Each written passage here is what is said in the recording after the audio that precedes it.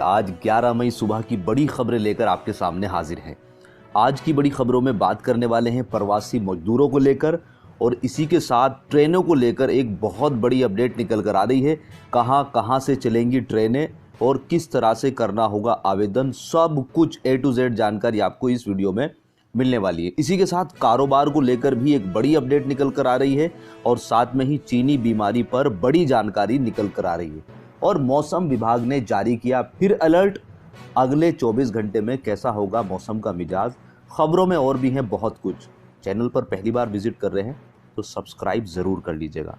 दोस्तों, यहाँ पर सबसे पहली खबर निकल कर आ रही है रेलवे मंत्रालय की तरफ से। रेलवे मंत्रालय ने फंसे हुए लोगों को ध्यान में रखते हुए एक बड़ा फैसला लिया है कि जो लोग दूसरे राज्य में फंसे हुए हैं उनको अपने राज्य में किस तरीके से लाया जाए। जैसा कि आपको पता है कि 17 मई तक लॉकडाउन है, तो उससे पहले कोई फैसला नहीं लिया जाना था, लेकिन रेलवे मंत्रालय ने इस बात को ध्यान में रखा कि जो लोग फंसे हुए हैं उनको उनके घर भेजा जाना चाहिए। यहाँ पर बड़ा फैसला कि 12 मई से अब 15 पैसेंजर ट्रेनें चलाई जाएंगी। जी हाँ दोस्तों, 12 मई से 15 जगह दिल्ली से, नई दिल्ली से 15 जगह ट्रेनें जाएंगी, और साथ में ही वो वहाँ से वापस भी आएंगी। तो कुल मिलाकर ये मान लीजिएगा 15 दूनी 30 ट्रेनें चलाई जाने वाली है। तो आपको ये ध्यान रखना है कि किस राज्य में ये जा रही है, कौन सी सिटी में जा रही है। अगर आप वहाँ पर रह रहे हैं, वहाँ पर फंसे हुए हैं, तो थोड़े से चौकन्ने हो जाइएगा।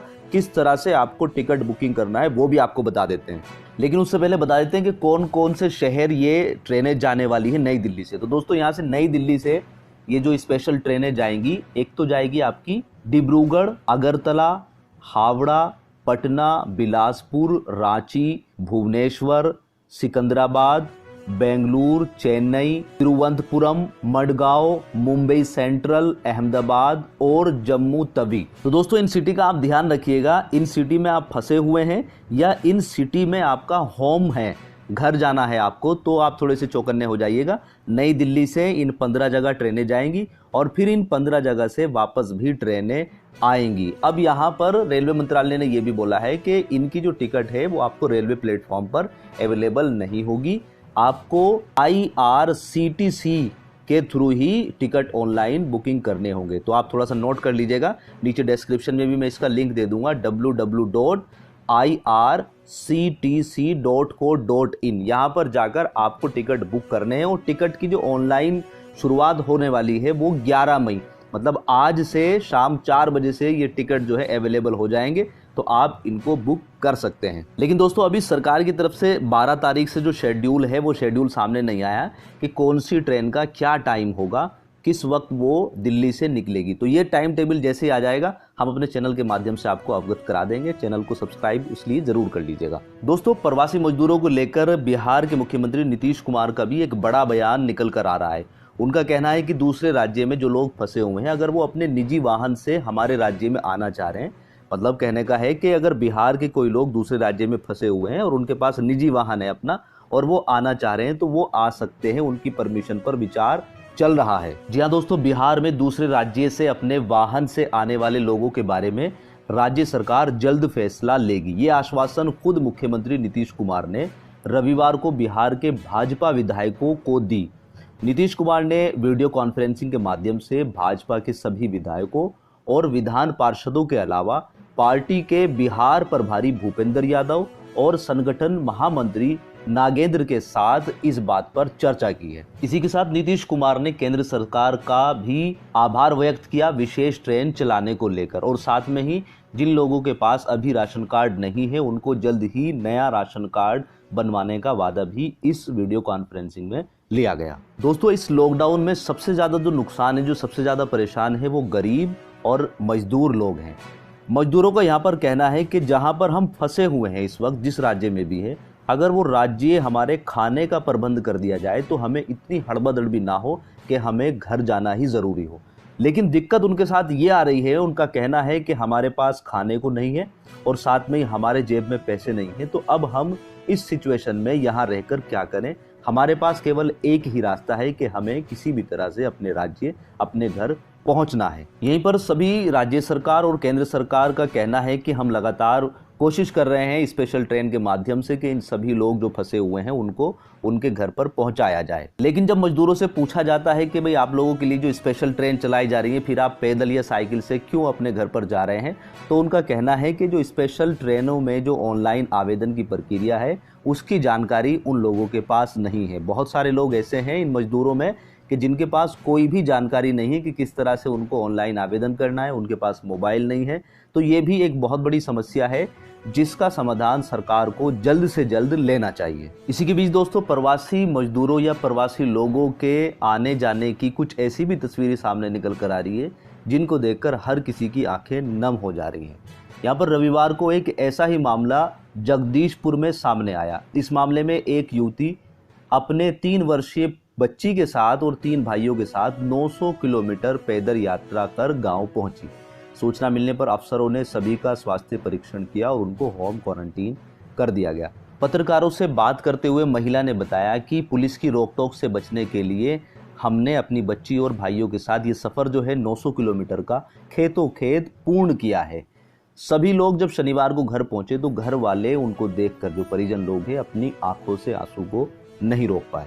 यहीं पर दोस्तों अगली खबर निकल कर आ रही है छत्तीसगढ़ से। छत्तीसगढ़ सरकार ने दुकानदारों को राहत देने के लिए नई गाइडलाइन जारी कर दी है। जी हाँ दोस्तों, छत्तीसगढ़ की राजधानी रायपुर में लगभग लॉकडाउन खत्म जैसे हालात बन गए हैं। प्रशासन ने बाजारों को बड़ी ढील दे दी है। करीब 50 दिन के बाद अब राजधानी में hardware, paint, sanitary, marble, tiles, cement, लोहा, जूता, कपड़े की दुकानें सोमवार और गुरुवार 2 दिन खुलेंगी। इन सभी दुकानों को 2 दिन की परमिशन मिली गई है। और इसी के साथ किराना जो दुकानें पहले बंद कराई गई थी, अब उनको भी हफ्ते में 3 दिन खोलने की परमिशन दे दी गई है। तो ये किराना की दुकानें सोमवार, बुधवार और शुक्रवार को खोली जाएंगी। इसी के साथ ज़रूरी सेवाएं जैसे कि दवा, दूध, अस्पताल, सब्जी, फल, dairy, petrol pump, gas agency हफ्ते के 7 दिन पूर्णतः खुली रहेंगी। लेकिन साथ में ही कंडीशन यह है कि सोशल डिस्टेंसिंग का पालन करना होगा। यहीं पर दोस्तों अगली खबर की तरफ बढ़ते हैं तो ये प्रवासी मजदूरों के आगमन को लेकर 2 राज्य की पुलिस आमने सामने आ गई। मामला हाथापाई तक पहुंच गया। जी हाँ दोस्तों, मथुरा जिले के रारे बॉर्डर से बिना रजिस्ट्रेशन के जा रहे प्रवासी मजदूरों को यूपी पुलिस के द्वारा रोके जाने को लेकर रविवार को यह घटना विवाद में बदल गई। यूपी की जाजमपट्टी चौकी की ओर लगी बैरिकेड को उद्योग नगर पुलिस के हटाए जाने को लेकर विरोध हुआ और दोनों पुलिस जो है, दोनों राज्य की पुलिस, यूपी पुलिस और राजस्थान की पुलिस आमने सामने आ गई। विवाद बढ़ने पर यूपी पुलिस के आला अधिकारी मौके पर पहुंचे और उन्होंने उद्योग नगर थाना अधिकारी के व्यवहार को लेकर नाराजगी जताई। इसी के साथ दोस्तों अगली बड़ी खबर निकल कर आ रही है राजस्थान से। जी हाँ दोस्तों, अगर आप दूसरे राज्य के हैं और राजस्थान में फंसे हुए हैं तो राजस्थान सरकार ने ट्रेनों का शेड्यूल जारी कर दिया है कि कौन से दिन कौन सी ट्रेन चलने वाली है। तो जरा ध्यान से आप समझ लेंगे कि आप किस राज्य में फंसे हुए हैं। यहाँ पर 11 मई को कोटा से विद्यार्थियों को लेकर बिहार के सिवान के लिए 8 बजे और समस्तीपुर के लिए 10 बजे ट्रेनें रवाना होगी। तो एक तो ये शेड्यूल है 11 मई का। इसी तरह 11 मई को उदयपुर से गोरखपुर एवं बिहार के लिए और जालोर से उत्तर प्रदेश के लिए रात 10 बजे ट्रेनें रवाना होंगी। और साथ में ही 12 मई के दिन 12 मई को निवाई टोंक से बिहार के कटिहार एवं जयपुर से उत्तर प्रदेश के बलिया के लिए शाम को 6 बजे ट्रेन रवाना होगी। इसी प्रकार 14 मई को जयपुर से गोरखपुर और 16 मई को जयपुर से कानपुर और 18 मई को जयपुर से लखनऊ के लिए ट्रेनें रवाना होगी। और साथ में ही महाराष्ट्र के कोल्हापुर से नागौर के लिए ट्रेन की सहमति बन गई है। जो बची हुई ट्रेन है उनका शेड्यूल जल्द ही जारी कर दिया जाएगा। इसी के साथ दोस्तों एक बड़ी खबर निकल कर आ रही है सूरत से। जो लोग सूरत में फंसे हुए हैं और वो उत्तराखंड के हैं तो उनके लिए भी 2 विशेष ट्रेन जो है वो चलाई जा रही है। उत्तराखंड के मुख्यमंत्री त्रिवेंद्र सिंह रावत ने रविवार को कहा है कि लॉकडाउन के कारण गुजरात के सूरत में फंसे प्रवासियों को राज्य में पहुंचाने के लिए 2 विशेष रेलगाड़ियां चलाई जा रही हैं। उन्होंने बताया कि पहली रेलगाड़ी 11 मई को तड़के 4 बजे सूरत से काठगोदाम के लिए रवाना होगी, जो कुमाऊं मंडल के लोगों को लेकर आएगी।